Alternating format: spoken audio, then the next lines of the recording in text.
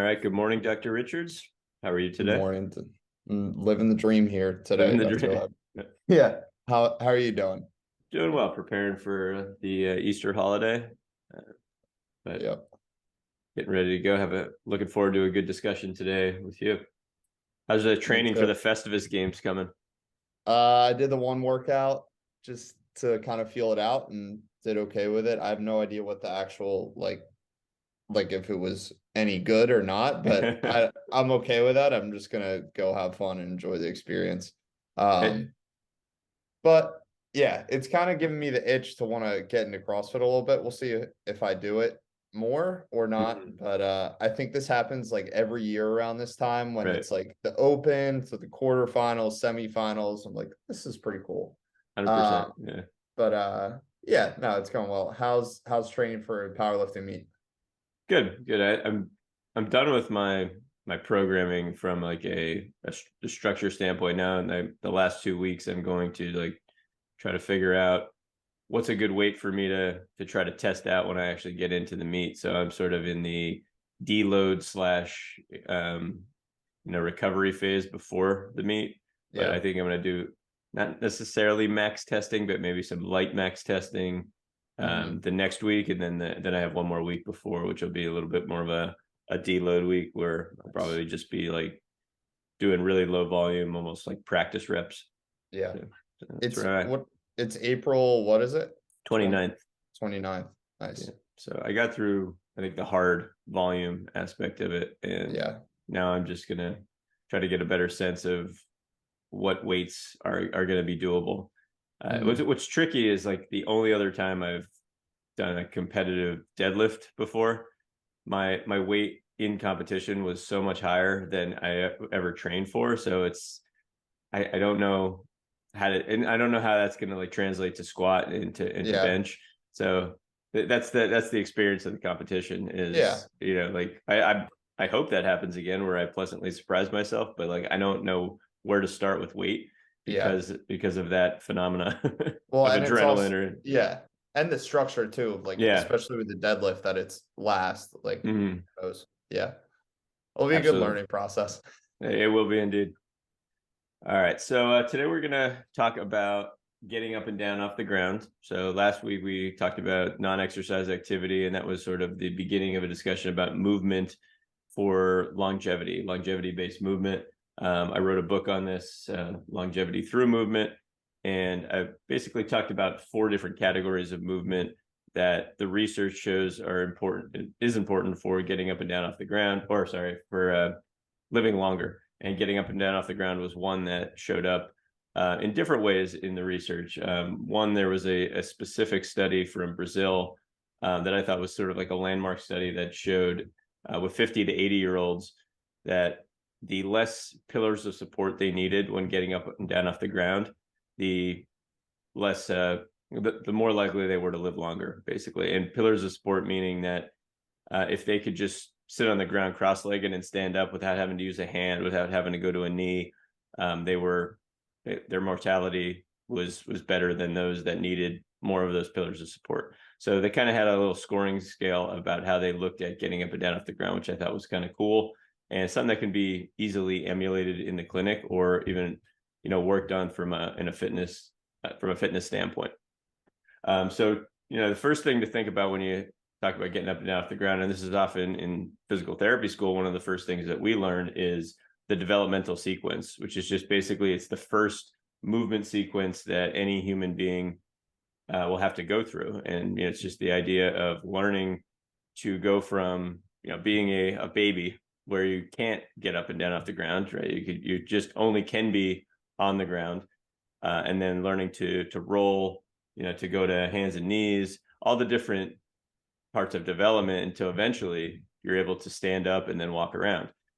So there's a sequence there that, in pediatrics that we look for to see if things are developing as they should generally. And, the way that we could talk about it for adults is that we almost want to reverse engineer that process if we're looking at someone who has a difficulty getting down on the ground and then getting back up again. So it's, there's a lot there when you talk about getting up off the ground. It's a broad category, but it encompasses a lot of different movements. And when you deconstruct it, right, you really are working on quite a bit. Yeah. So what do you like going through that developmental sequence and then kind of deconstructing it and in a way reverse engineering it for people who may have difficulty, or I guess let's take it back a step further. Like, what's your assessment process look like for someone getting up and down off the ground, and sort of where does that fit into your movement continuum?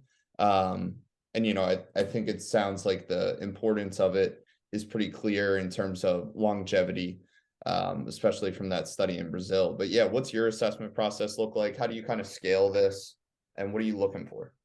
A lot of times, practically, I'll just get people exercising more generally, and then I might ask them to do something on the ground, right? It's not going to be specific to assessing how they get off the ground. I'm just going to watch how they get there, see their apprehension to it. So, for example, if I have somebody doing a strength circuit, I might have them do a squat where they're sitting down to a seat. But then the second exercise might be, okay, can you get on the ground and do a chest press? So your back is on the ground, or like a floor press, and just asking them to do that. It's not specifically looking at how they're getting off the ground. I'm certainly not cueing them how to get up and down off the ground. I just want to see what they do naturally. And then I make it part of something else. After a while, that just becomes, an opportunity to cue them a little bit differently. So if you see that they have a difficult time, maybe they don't want to bend their knees, they sort of put their head down, like do a forward bend, and they keep their hips way higher than their head, I might start to give them a cue to say, all right, can you drop your hips a little bit lower, put your hands down, get to a quadruped position. I might start breaking the position down for them a little bit, but I just still make it part of the sequence to get them down to doing the thing that they were already used to doing, or I was asking them to do. And what I find sometimes is like people just aren't willing to do that early on, and that's fine. So that's part of the assessment to say, okay, we need to use a table or a bench for now. They're not ready for that movement there. So I have to do something else to break down getting up and down off the ground. But that's usually where I start, is like, I'm not going to make it a very specific assessment. I'm just going to make it part of general exercise. And a lot of times that things build from there. And again, it depends on how much time you have with people and, what your long-term, outlook is.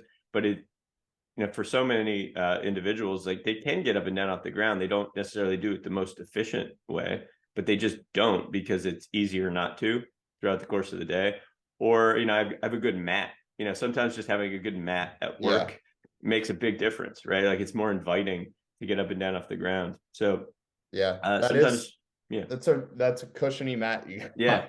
I got 3 of them now, and it's amazing, like how much of a difference something like that can make, even for somebody that typically wouldn't feel like they have too much of a trouble getting up and down off the ground. Like I know if I go to a place and there's just a really good carpet, like it's just really inviting for me. It's like I want to be on the ground, Like I want to be on the ground for a while. When I was going to when my kids were a bit younger, and all birthday parties had to do with moon bounces, right? Like you'd go to every different kid's birthday party, and there'd be these moon bounce places. You'd go in there, and I used to have to take my kids in because they were so young that they just didn't even have the stability to go in there.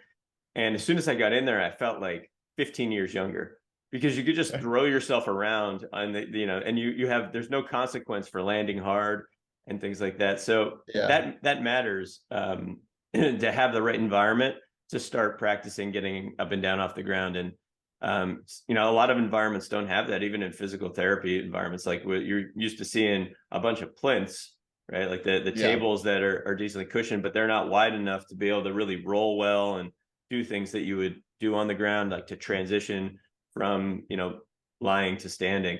So just having that right cushion for them, and making sure that people feel comfortable there. That's the starting point, and then we go from there. Yeah, I think it's cool that at Movement Professional, there's the table is just in the office. Like you walk in, you don't see a table. And I think that kind of sets the stage for, to a certain extent, expectations about movement and what's going to be going on. versus like you get a much different feel when you walk in somewhere and there's like 10 tables lined Right. up or 10 plinths lined up against the wall. Mhm.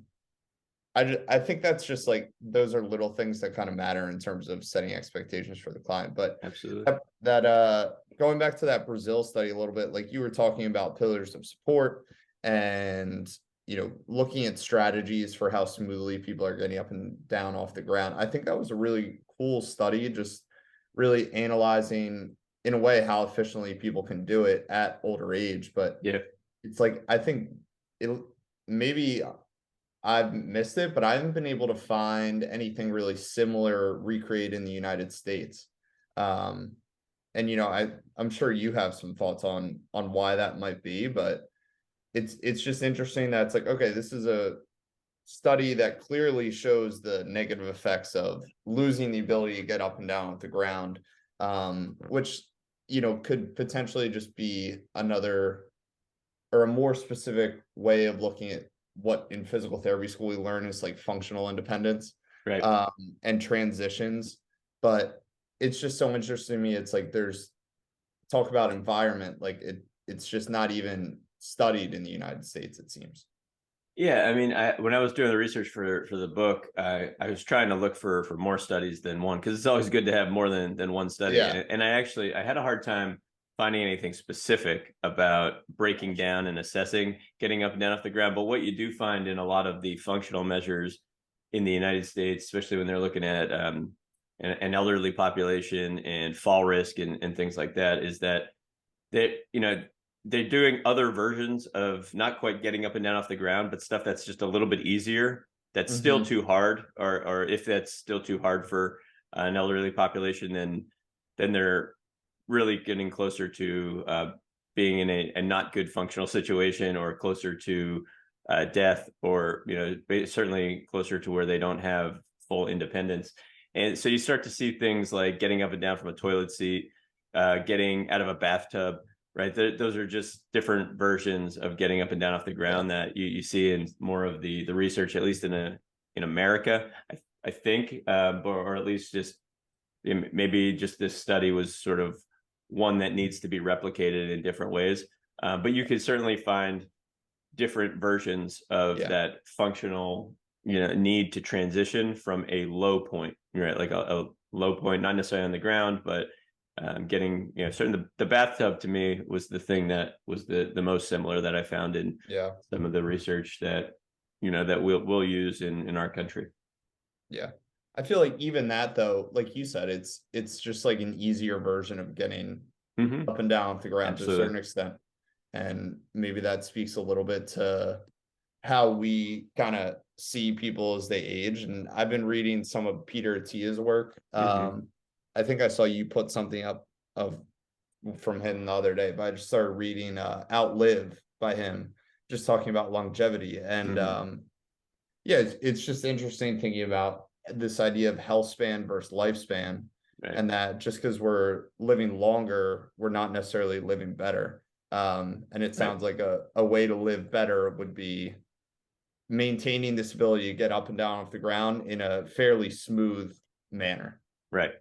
Yeah, and ultimately, like when we talk about this stuff, I mean, it's taught to us as therapists. It's taught to the training industry, but we just might not categorize it in the same way, right? Yeah. So I think the thing about getting up and down off the ground is it's so much all wrapped into one, right? Hmm. So we could talk about the exercises that are very specific to getting up and down off the ground. So in the gym, that might look like something like a Turkish get up. That might look like something like a burpee, but it had these things are so wrapped up in other contexts, right? That they're tied into a certain method of training. They're tied into things like CrossFit or strong first kettlebells. Instead of it just being like, okay, this is a bunch of steps from going from the ground to getting up, and you can make that whatever it needs to be for the person, right? Like a burpee doesn't have to be doing 100 burpees for time. It could be just, can you go from your belly to standing in an efficient manner, right? So I get a little triggered by the discussion about like something like a burpee being unsafe for someone, because oftentimes it's coming from people that aren't working with a population where the act of doing one burpee well would be like a game changer for that person's life, right? Like if you can't if you can't pop up from the ground, then now you can, like, and that's a burpee. That's, and if you could do that 5 times, and now if you can do that 100 times and you couldn't do it once, your life is different, right? Like Yeah. you're way more functional. Now maybe we don't need to do it that much after a while, but just because you've given that person the option to actually do something that someone else would say is unsafe, right? So now, like, okay, I give me the option of doing things that would be deemed unsafe because I have enough fitness to make that decision for myself in a way, right? Like, but if I can't do one, then my function is really limited. So Yeah. that's the way I kind of look at a burpee from, all of my experience with training. Is I certainly was in the CrossFit community where, yeah, there was a lot of different, maybe like you're overdoing it with reps and volume, but the movement itself, when you see people that, start to get more efficient with that, that is a good thing for function, right? Yeah. And the same thing with like a Turkish get up. Some people will be like, well, why do you have to get up in that manner? Well, like the whole idea of it is like, okay, I'm just moving from rolling to the side to my back and getting up. So I'm basically going through some version of like a bridge movement. I'm propping up to my elbow. I'm doing some type of kneeling, and then I'm doing a lunge to stand, all with a progressively heavier weight Yeah. overhead, right? Like I don't need to actually get up that way when I don't have a weight over my head, but it's a nice training that actually gets me stronger in a lot of different movements, a lot of different positions and transitions, all in one. So if I get better at that, it's an efficient way to get fit with many things at once. Yeah. And with the get up, you're learning how to interact with another object as you move through those transitions, Exactly. which is huge and different from the burpee, other than the movement being different. But Mm-hmm. in your book, you break down the burpee, I think, into a few different kind of ways. Like you have the idea of a strong burpee, and some other things. And so, how does that kind of vary? Like, what's different with that versus what maybe most people probably think of when you think of a burpee and you think of CrossFit and like doing 100 at a time? So, I think of, if I'm going to do 100 at a time, and I've had to do things like that, there's naturally what happens is that you have to figure out how to be more efficient because you have to do so many, Yeah. right? So it looks more like an endurance oriented exercise. And I think of endurance oriented exercise, if you're going to do something for a longer period of time, well, you have to learn to flow, right? You have to learn to flow with that. So, you can think of running. If I run really stiff, I'm not going to be able to run as long well, right? I got to find a flow. Now, if I sprint and I'm going less distance, less duration, I'm going to run differently, right? Like ultimately, there's a lot of the same in the technique, but my body may stiffen up naturally. So because I have to move my limbs and I have to cycle my limbs through quicker, I'm not necessarily going to try to find a flow in the same type of way. So that's the terminology I was using to think about. You don't want to be this stiff board. You don't want to be doing a negative push-up every time you're doing a burpee. You want to think of it as you're actually allowing maybe your spine to extend a little bit. So if you have the mobility to do that, that's a good thing, right? Like you have a buffer zone in your mobility, so you don't have to be so tense with every rep. And how you come down matters. Like you don't want to be throwing yourself and slamming yourself down into the ground. You want to go through a process of, getting closer to the ground before you put your hand down. So when you're doing more reps, think of it as a flow burpee, and there's a different technique to that. It doesn't look as stiff. It doesn't look like you're trying to maintain neutrality, for lack of another word, with your spine and things like that. But there are some things that would indicate efficiency, right? So we talked about the markers of control, right? So impact control is a big one, I think, for the burpee. How hard do you land when you go back down to the ground? How hard, there's opportunities of landing when you come up. So can I jump forward and land with both feet in a controlled manner, or do I land where my body feels like it's going to topple forward? If that's the case, then the flow burpee turns into a step through more than a jump through, right? You're able to regress that, but you're still looking for making sure that there's impact control on the way up, and then there's a little bit of a jump at the top if that the type of burpee that you're doing. So how do you land after that jump? and how do you land going back down to the ground. So we're looking for impact control in several different areas of that burpee, and you want to feel like it's almost more of a circular movement than it is a stiff movement as you're going up and down. And I think that one of the major things for any exercise where you're trying to get up and down that I try to cue clients is that the intention is to keep the shoulders and head higher than the hips as you're going up, right? Now, so because a lot of people, that will be their strategy when they're not feeling strong, is they go forward bend where the head goes down, the shoulders go down, and the hips stay high, knees stay a lot straighter, and then the hands go onto the ground, and then you sort of like walk the hands out to the knees come down, right? So that if that's the starting strategy, that's fine. But a good goal, no matter what way you're getting up and down off the ground, is to be able to keep your head and shoulders higher than your hips throughout the whole transition, because that obviously is the most efficient way, because your standing position is your head higher than your shoulders, higher than your hips, right? So there's the least amount of transition, to basically get to the position you want to be. It's like, the most efficient way is to get from point A to point B is a straight line. So that's the straightest line, if you will, is to try to keep the head and shoulders above the hips as much as you can. So from the burpee would be, as you're stepping forward or jumping forward, you still want to do your best to keep your head and shoulders higher than your hips. And if you can't do that, then you probably have to make it easier. But it doesn't have to be stiff and tight when you're doing 100, and still becomes safe. Like people that are fit that do that, like that's the last thing that they think is unsafe. Right? It's going to be it's when you start getting into heavy load and overhead that now you have to be a lot more technical. But I just think that conversation is so overstated. I think sometimes it's like unnecessary to do that many, and I get that, but it's like, well, that different communities are offering different things. But that's the flow burpee, as I call it. The power burpee would be something that I look at as almost like a sprawl. Is like I could hop down quickly and still land with control. So I can kind of decelerate my body to the ground quickly, and then I can pop up very fast. So basically I like to think of it as I'm a sprinter and I'm in my ready stance, but instead of I'm about to take off for 100-meter, I'm on my stomach, my hands are ready in a push-up position. Someone says go, I pop up as quick as I can. So to me, you have to have a little bit more skill to be able to do that. But a lot of times when you start adding speed and power into exercise, you kind of do need a little bit more skill. But that could be done at elevations, right? Like I could elevate somebody's hands. I can have them do it from elevated quadruped where their hands are on a bench and their knees are on the ground, and just say, go, pop up. Right. And so that there's definitely value to that. And then the strong burpee is, that's used by other terminology, and maybe some sexist terminology as man maker push-ups, if that's what I heard them as in the past. But I just think of it as like the strong burpee.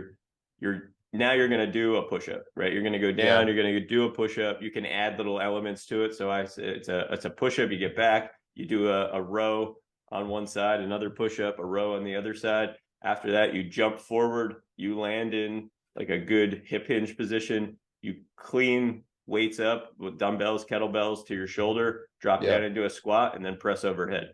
All right. So now it's about, you're going through that motion purposely, inefficiently, because you have weight that you're using, but you're going to get a lot out of that from a metabolic fitness standpoint. With one rep.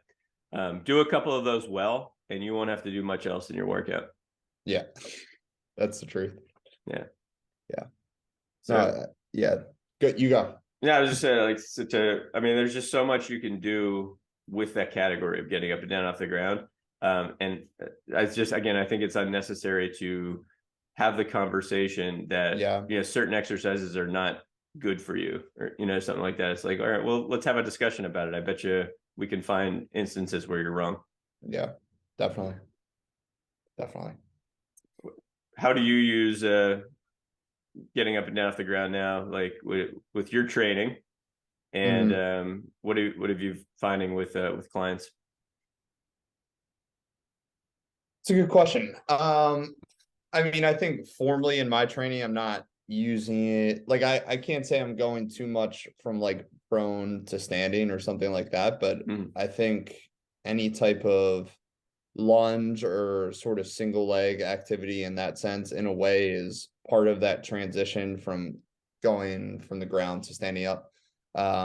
So I'd say that's kind of like the main way that it kind of works in, and then just with actually getting on the ground for certain exercises in kind of that informal manner and just where it forces me to do it.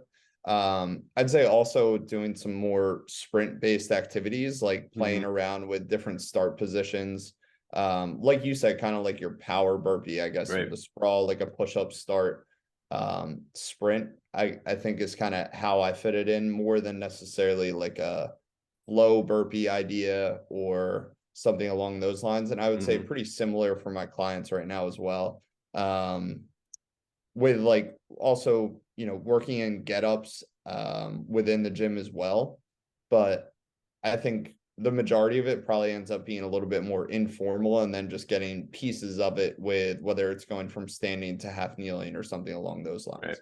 Um, yeah, that's really the main way I do it. And what about yourself? I know you kind of said the assessment is informal, and part of it is just the actual transitions of people doing between exercises. But I've stolen some good ideas from you regarding how to progress or regress people to actually help them be able to do this, or at least parts of this skill, um, in the gym.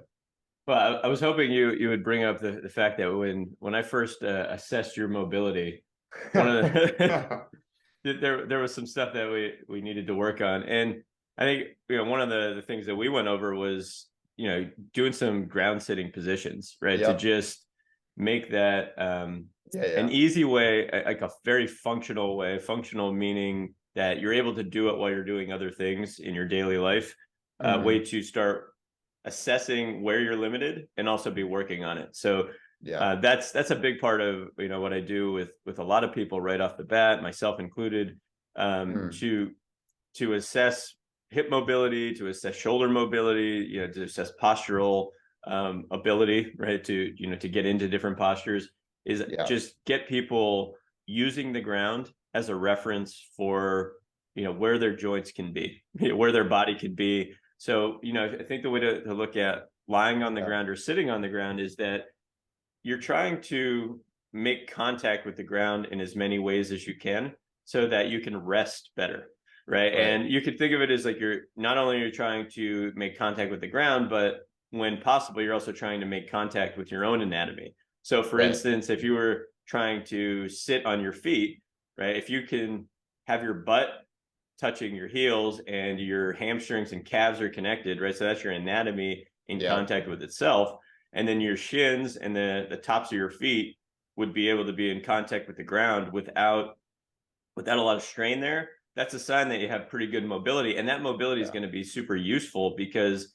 now Yeah. that's a new position of rest for you that you didn't have before, right? So Hmm. now, yeah, I don't mind getting on the ground because I know I can sit on my feet, right? And there's many different positions that we can take on the ground that become more restful as our mobility improves. And then Right. it's just a matter of, okay, if we could be there and you're there more often, you're probably going to get better. It's not going to be intimidating to get up from there.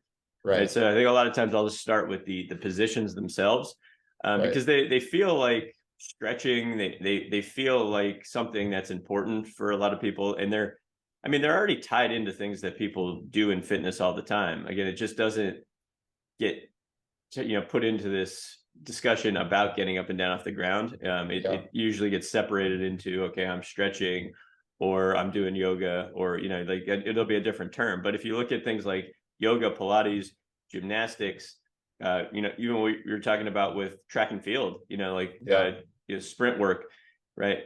There's always an element of getting up and down off the ground that I think makes movement practices more complete. Doing martial arts, Right. there's a ton of teaching people how to fall well, right? That's in martial arts in so many different versions. I'm doing jujitsu now. Jujitsu is this beautiful version of like you're on the ground most of the time, Yeah. and being in different positions on the ground, you can be offensive or defensive, and it's like movement chess where you have to get better at using your body, But all four limbs you have to get better at. And it really matters if you can't make your body get into a certain shape.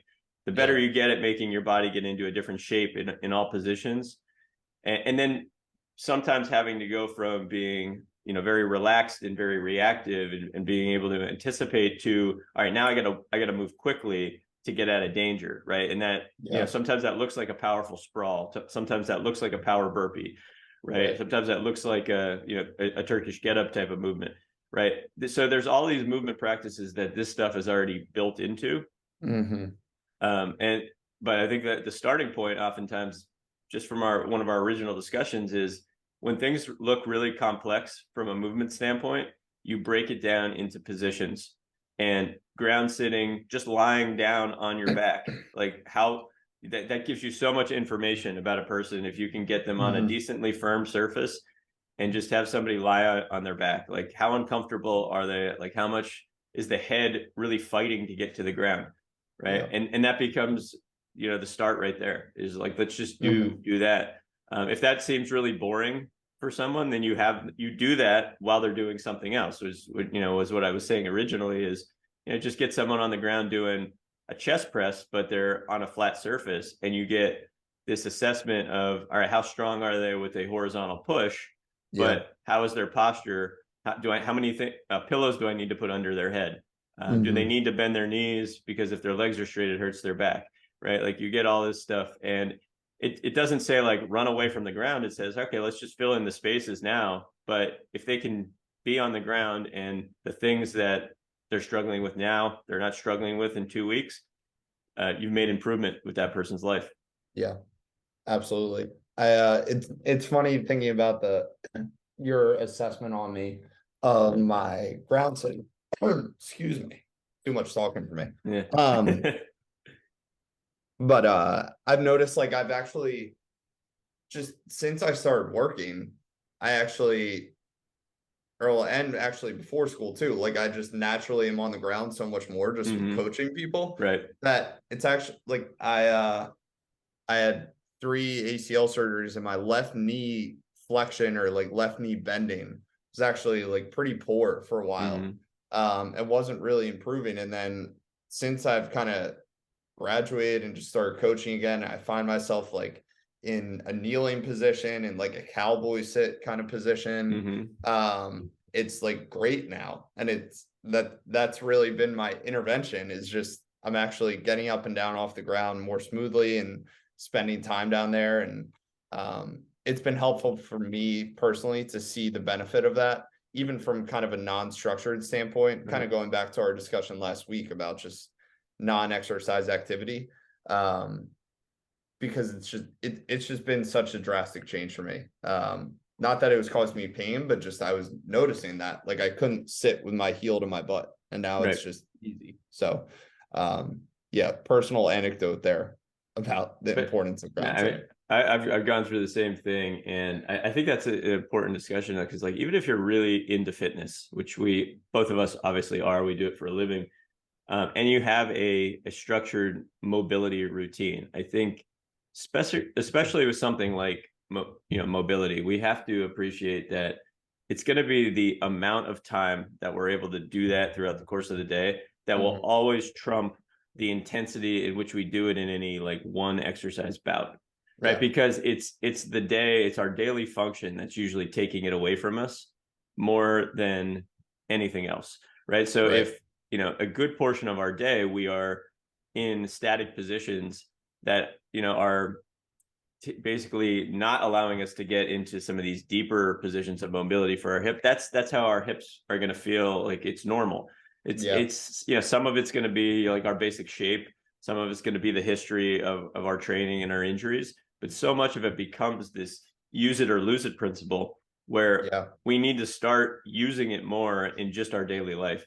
And I've gone through this transition of, when I started getting into CrossFit, like, I needed to do a lot more mobility just for those movements, because it was sort of this counterbalance recovery. I would feel like my joints would hurt in a very specific way Yeah. if I didn't do a bunch of mobility. But then it became, all right, like, I didn't need to do it for a specific exercise anymore. and it was becoming so time consuming to do all this mobility Yeah. work because I was learning too at that time. And I mean, the Kelly Starrett stuff was coming out, the supple leopard Yeah. stuff. So I was sort of trying to learn how to tie that into what I was doing as a clinician, but it became really time consuming. And then now I've sort of transitioned to just, if I spend time on the ground while watching TV, and that just becomes like the norm. And I spend a lot of time with my clients getting up and down off the ground. Like I spot people all the time on the ground, right? So I'm not Yeah. standing behind a bench. I'm sitting on my knee, like I'm on my knees, sitting on my feet most of the time when I'm spotting people, if they're doing some type of press, or I'm working from kneeling to standing most of the time, because we have the way the mats are set up there. So just having to be on the ground, like you're mentioning, as part of your job, you will get more mobile in a way that is shocking to you, and in a Yeah. way that you would probably be way better than if you had an hour a day of just doing mobility training. You might not be able to do a split, like you might have to do specific work on doing splits, but like for the kind of stuff that's really meaningful in day-to-day life, you will find so much value in just having no structured mobility program and just spend less time on furniture. Yeah. I should probably do that at my house too. It might help me. Hips are But still locked up. go through some I like to call it periodized renunciation, right? Yep. We know periodization in training.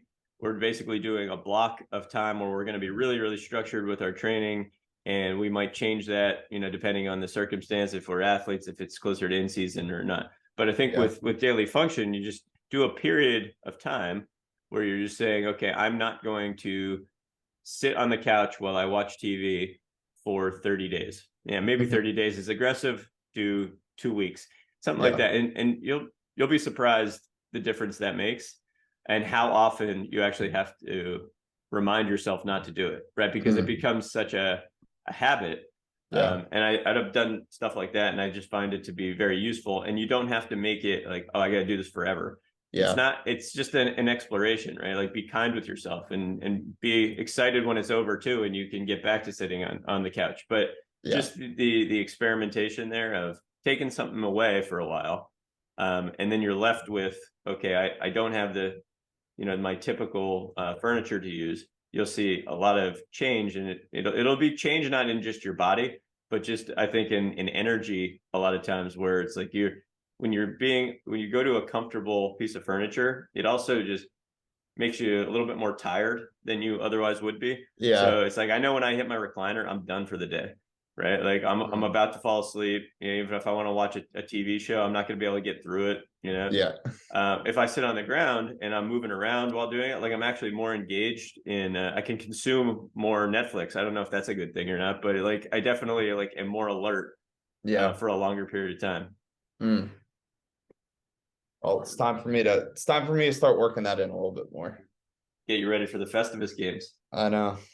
But yeah, I think it's a good discussion about getting up and down off the ground. There's more to be discussed there, but generally it's a lot all in one, right? And so we'll talk about it as one category, and when we talk about other things too, hopefully that theme comes through, is that it's broad categorization, and the broader your category, sometimes the easier it is to set up a training regimen, or just set up some of the things that you want to maintain in your life as you age. So Yeah. if you're working on getting up and down off the ground, you can do that in so many different ways, but you're also working on lunging, you're working on mobility, in your spine and things like that. So there's a lot that's going on all at the same time. Yeah. All right.